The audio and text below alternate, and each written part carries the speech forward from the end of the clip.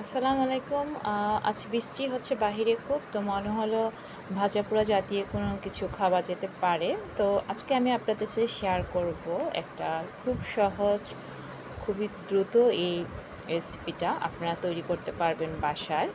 তো আপনারা দেখতেই পাচ্ছেন স্ক্রিনে একটা বাটিতে আমি অলমোস্ট 2 কাপ পরিমাণ আটা নিলাম। তো এটাতে আমি কিছু লবণ, কালিজিরা আর অয়েল অ্যাড করে সাথে পানি একটা খামি তৈরি করে ফেলবো।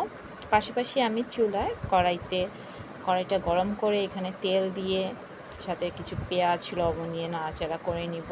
আর কিছু মশলা যেমন আদা রসুন বাটা, হলুদ মরিচের গুঁড়া, ধনিয়া গুঁড়া, জিরার গুঁড়া, তো লবণ এগুলো অ্যাড করে পাশাপাশি কাঁচামরিচ আর আগে কেটে রাখা যে টমেটো ছিল সেটা দিয়ে আমি নাড়াচাড়া করব। এবং ফাইনালি আমি এটার মধ্যে আলু আর ধনেপাতা দিয়ে নেড়ে ঢেকে নিব, যাতে এটা একটু ভালো করে কষানো হয়ে গেলে সিদ্ধ হবে হালকা, তারপর আমি পানি অ্যাড করে ঢেকে নিব।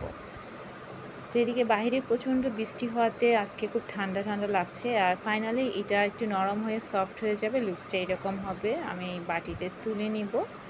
আর আমার যে খামিটা করেছিলাম সেটাকে আমি ছুরি দিয়ে কেটে এরকম কয়েক পিস রুটি করব। আর প্রত্যেকটা রুটিকে আমি অলমোস্ট 4 পার্টে ভাগ করব। আমি প্রত্যেকটা পার্টে আমার এই এই আলু যেটা আমি তৈরি করেছি এই পোরগুলা দিয়ে একটা যে কোনো যে যেরকম আর কি শেপ পছন্দ করে ডিজাইন করে নিতে পারেন। তো আমি এখানে আর কি এটা লুকস অলমোস্ট সমোসার মতো ট্রাইঅ্যাঙ্গেল একটা শেপ করে নিয়েছিলাম।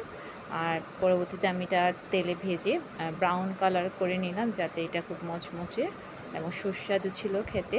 তো আপনারা যে কেউ আপনাদের বাসায় থাকা জিনিস দিয়েই ঘরে খুব দ্রুত এই নাস্তার আইটেমটা বানিয়ে নিজেরাও খেতে পারেন, আপনাদের বাসায় আসা মেহমানদেরকেও সার্ভ করতে পারেন,